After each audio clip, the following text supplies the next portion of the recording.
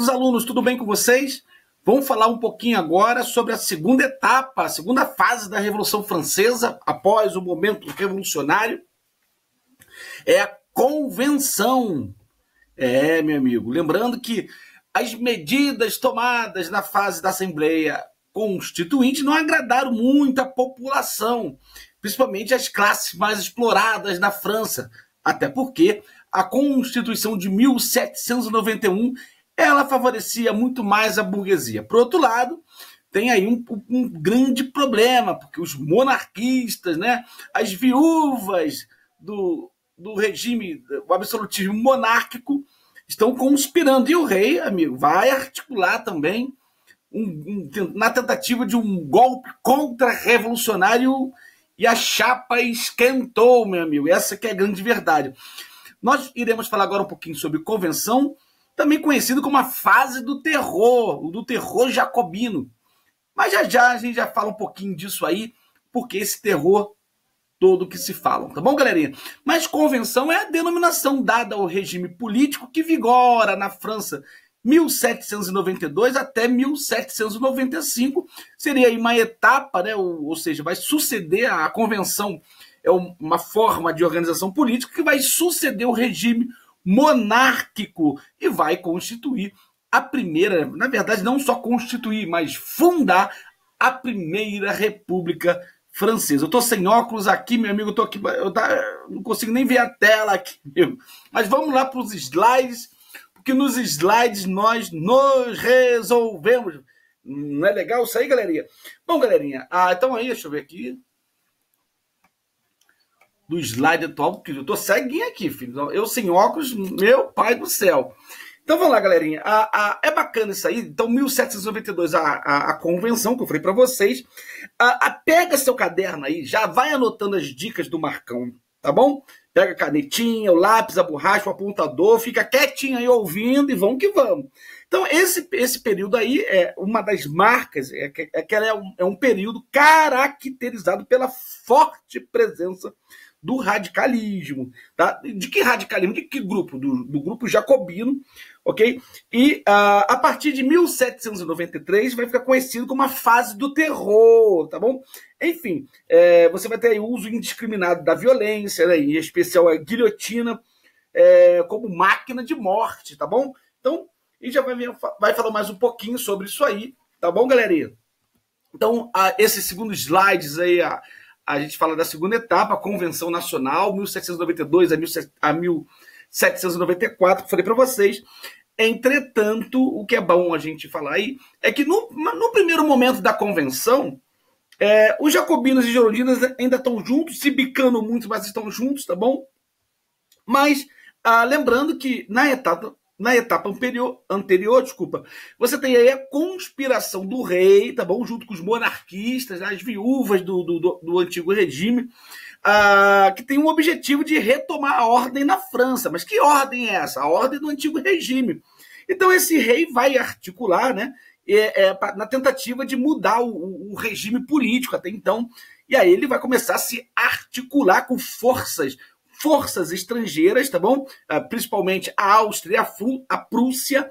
Não podemos esquecer também aí o rei Luís XVI aí, que vai perder, junto com a Maria Antonieta, a cabeça na guilhotina, né? Bom, amigos, então o imperador Leopoldo do Sacro Império Germânico é irmão de Maria Antonieta. Então, enfim, ele vai se articular com as forças estrangeiras, tá bom? E essas forças estrangeiras começam a apoiar os levantes contra-revolucionários dentro da França, tá bom? Mas é bacana lembrar que essas ações, né, esses levantes contra-revolucionários, eles foram derrotados pelo exército popular, tá bom? Um exército cansado, feridos, exaustos, mas ao canto, né, ao canto de guerra da Marselhesa. Aliás, a Marselhesa sempre, né, o canto de guerra dos caras, tá bom, gente? Avantes, filho da pátria, o dia da glória, assim que eles cantavam, lutavam. Enfim, e vão derrotar esses levantes contra-revolucionários, eles vão lutar contra essas forças estrangeiras. E na Marselhesa fala mais ou menos isso mesmo: avante, filhos da pátria, o dia da glória chegou, ferozes soldados, meu amigo. É assim que... enfim, com esse canto de guerra, com muita disposição, esse exército popular, ele luta, né, contra as forças estrangeiras e também contra forças contra-revolucionárias que estão dentro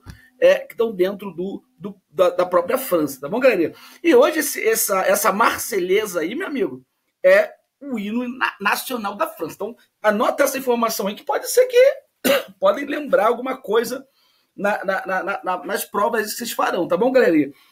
Bom, amigos, mas o que é legal a gente saber é que essa atitude do rei, né, essa articulação toda que ele faz, isso acaba alimentando as intenções revolucionárias, tá bom? E também as tensões políticas, até porque, enfim, além dessas questões aí, anota isso, tá bom? O exército está lutando contra dois frontes, né? O exército popular, contra as forças estrangeiras, as forças monarquistas que continuam dentro do país, lembrando também que muitos nobres, naquela época do grande medo, que eu falei para vocês, o que foi o grande medo?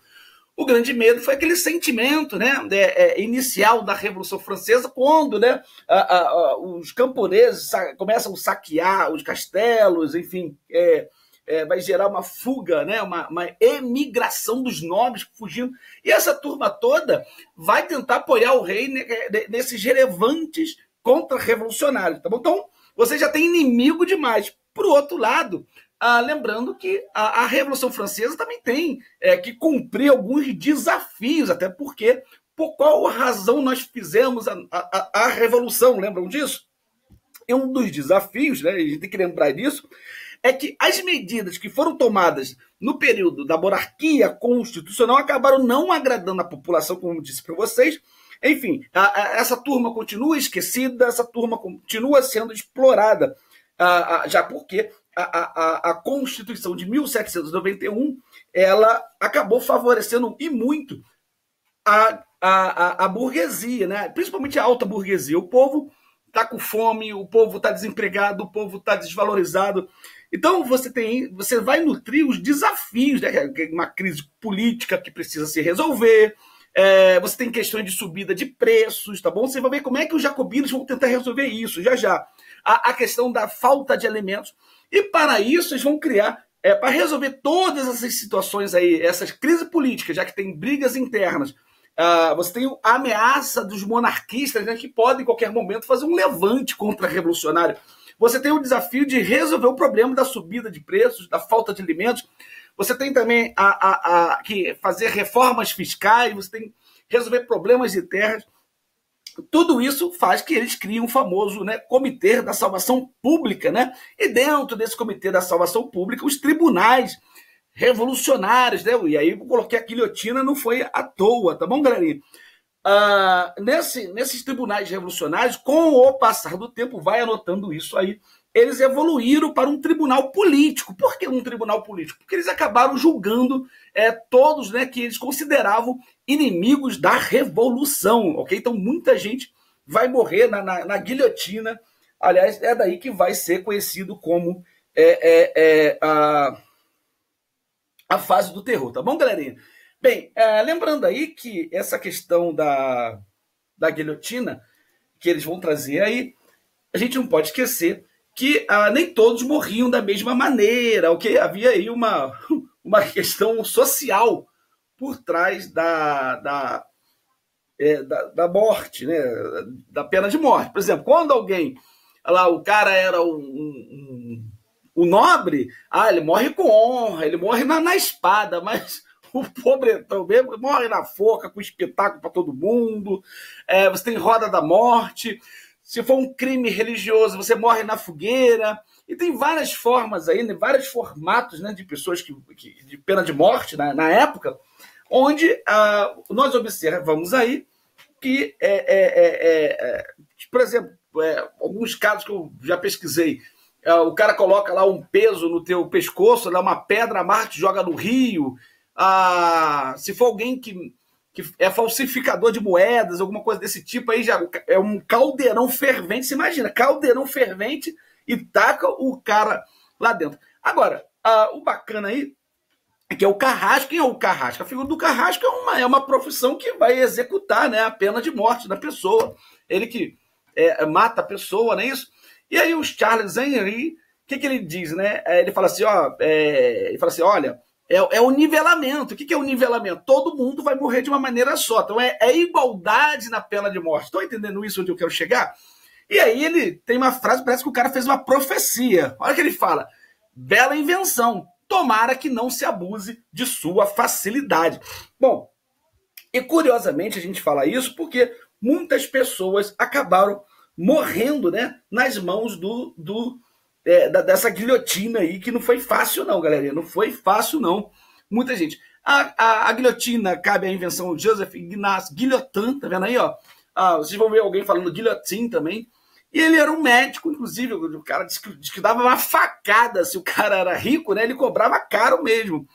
Mas era um homem muito sensibilizado, né, com a causa revolucionária.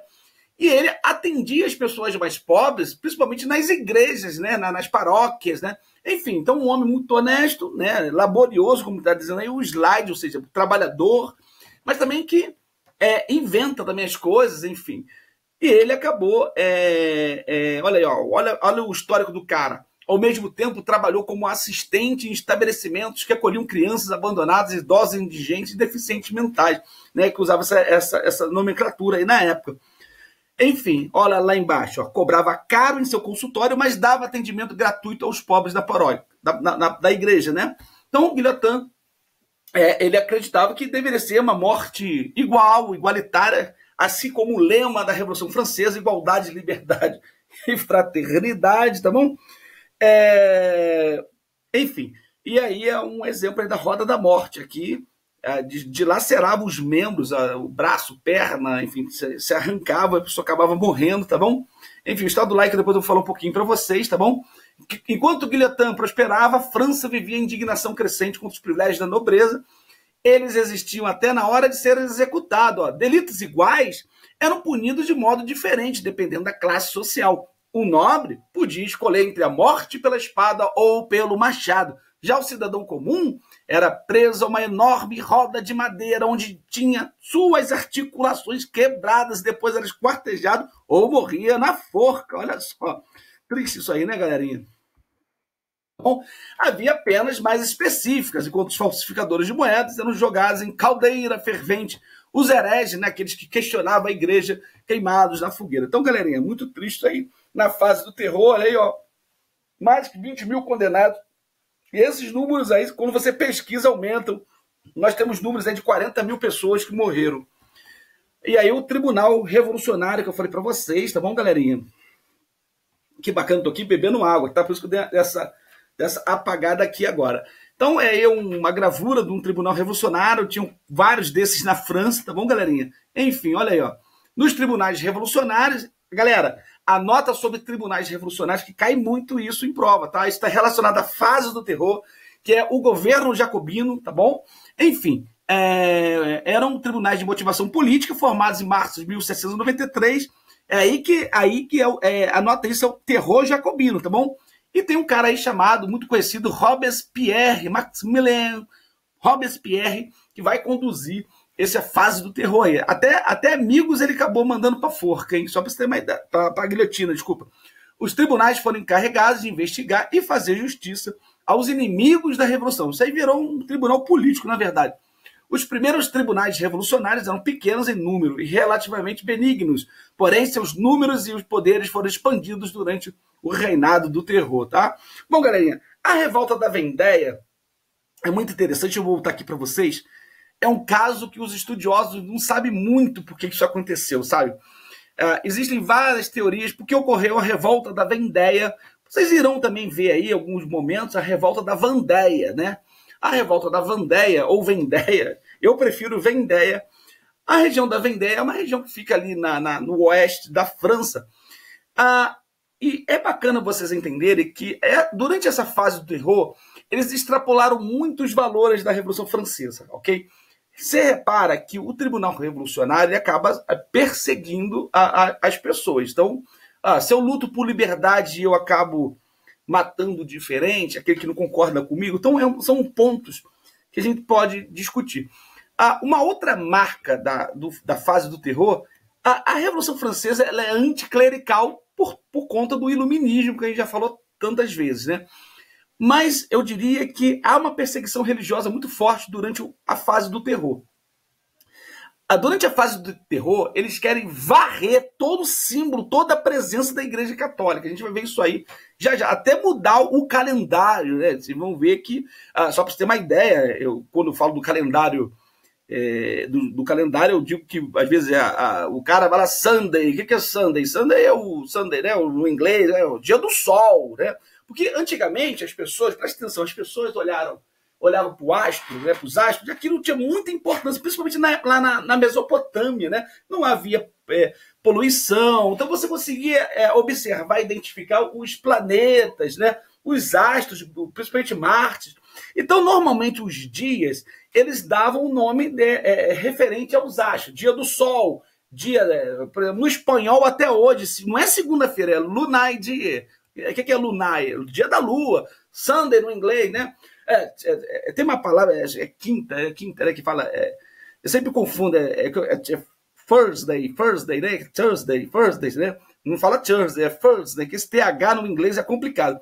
É dia do Thor, meu amigo. O cara que é dia do Thor. Sexta-feira, Friday. É Freia, né? Na mitologia alemã, né? Da deusa da beleza, deusa... um monte de coisa, né? Vocês sabiam disso? Então, a Igreja Católica, lá na Idade Média, ela, principalmente na época da Semana Santa, o que ela fez? Poxa, não era... Eu não posso ter a Semana Santa, né? Que é um dia sagrado, né? Do Senhor, né? Eu ficar dizendo que os dias pertencem a esses deuses, né? Que os dias da semana na Alemanha, na Inglaterra, continuam ainda sendo desse jeito. Aí que eles fizeram? Eles substituíram. Então, vou lá, domingo, Dominus, dia do Senhor, né? Mas antigamente era dia do sol, dia, né? Enfim. Aí prima dies, tertia dia, e vai embora, começa primeiro, segundo, terceiro, para não colocar o nome dos santos, dos deuses, dos astros, tá bom? Eu vou falar mais um pouquinho à frente aí disso aí. Então, aí que eles fazem? Eles colocam primeiro dia, feira, ou féria. O que significa féria? Féria, descanso. Segunda, féria. Terça, féria. Quarta, féria. Quarta do descanso. Não é assim que é a Semana Santa, dia do repouso, uma semana, né?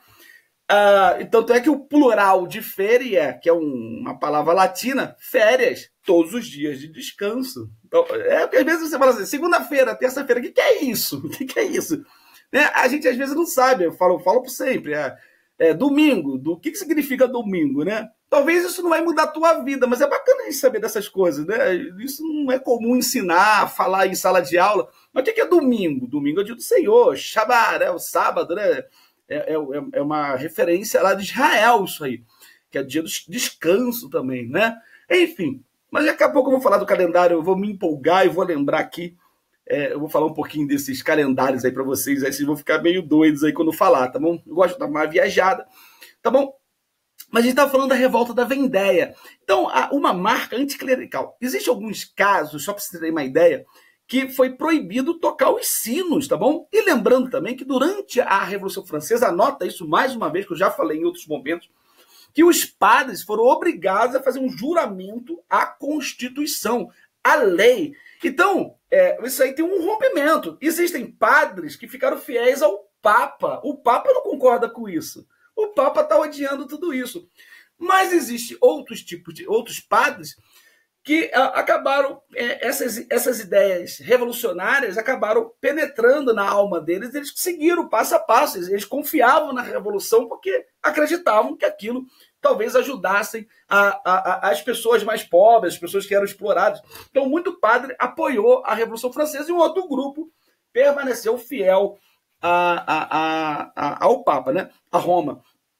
Mas só que isso tem um preço, né? Mexer com religião é um preço. Então, o que a gente sabe é que lá em Vendéia, eram as pessoas extremamente religiosas, eles já estavam um pouco satisfeitos com tudo isso. Mas o que vai pegar mesmo na região da Vendéia, que vai existir uma guerra, né, revolta de Vendéia, e toma cuidado com isso, porque essa revolta é contra-revolucionária, ok? Eles não estão apoiando a convenção, ok? Por quê? Anota isso. O grande motivo é a questão do recrutamento. Lembra dessa formação do Exército Popular? A região da Vendéia, ela foi muito sacrificada com isso, porque os jovens, né, iam lá, pegavam os jovens, alistamento obrigatório, vai lutar pela revolução. Então, as famílias estavam super tristes com tudo isso, e sempre rolava boatos que a convenção, a qualquer hora, iria recrutar mais jovens. Bom, o resultado disso foi um movimento aí contra-revolucionário, né, a revolta da Vendéia, e anota isso aí também que eu vou dizer para vocês. Os líderes da convenção, nessa fase do terror, em 1793, eles esmagam, mas assim, é uma verdadeira carnificina, gente, crianças, idosos, mas passa por cima que nem um trator em Vendéia, tá bom? Bom, também tem presença de nobres que tentaram conduzir essa revolta da Vendéia, mas, enfim, a maioria desses artesãos, camponeses, pequenos comerciantes, normalmente super desorganizados, mal armados, sem o treinamento militar, isso vai gerar uma verdadeira carnificina. A convenção esmaga a revolta da Vendéia, né, ao canto da Marselhesa, aquela coisa toda, com aquele espírito revolucionário. Isso vai gerar muita insatisfação com o governo da convenção. E a própria fase do terror, aquela onda de matanças na guilhotina, acabam também tirando muito o foco revolucionário. Eles começam a receber muitas críticas, tá bom? Por conta desse excesso aí de morte. Mas vamos lá na revolta da Vendéia aí, tá bom? Que é legal a gente falar um pouquinho dela, né? Espero que vocês tenham anotado isso, tá bom, galerinha? Bom, então, aqui são os principais pontos da Convenção Nacional. Ela vai realizar uma nova Constituição, anota isso aí, tá bom, galerinha? Anota isso, que é bacana pra caramba. Algumas ações, eu vou falando aqui, vocês anotem, que vai ser importante para você. As ações da Convenção Nacional, então, eles fazem o controle do preço com uma lei chamada Lei do Máximo, tá vendo ali embaixo? Então, a Lei do Máximo é sempre lembrada em provas, então vocês fiquem atentos com isso. Lembra que eu falei para vocês? Eles tinham desafios com a questão da subida de preço, falta de alimentos. Para resolver isso, eles criam a Lei do Máximo. O que é a Lei do Máximo? É uma lei, né, que procura controlar os preços. Ela coloca valor nos preços para que as pessoas pudessem alcançá-las, né? Enfim, isso aí gera uma crítica muito grande. Por quê? Os girondinos odeiam isso. Até porque, se eles são liberais, eles não querem que o Estado, né, que o governo se meta nos assuntos econômicos. Então, já é um ponto aí contraditório, tá bom, galera? Mas os jacobinos fazem isso para poder resolver essa miséria do povo, tá bom? E vão fazer muito mais, tá? Eles fazem algumas extensões de direitos políticos, saúde. O direito político, por exemplo, anota aí o fim do voto censitário. Agora é o voto universal, todos podem votar, menos mulheres, tá bom, galera? Não esqueçam disso, mulheres ainda não votam.